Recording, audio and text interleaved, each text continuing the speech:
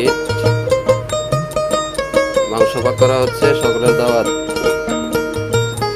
এই যে আঙ্কেলের পক্ষ থেকে পার্টি হবে।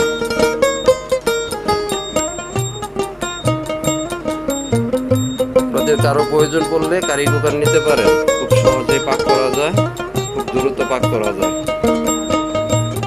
স্বল্প খরচে। তাই দোকানেই আমার কাস্টমারের ইচ্ছে দোকানেই পাক করে চেক করা হচ্ছে। বাসায় নিয়ে কখন পাক করা হবে দেরি হয়ে যায়, তাই দোকানেই পাক বসানো হয়ে গেছে। আপনারা সকলে চলে আসেন।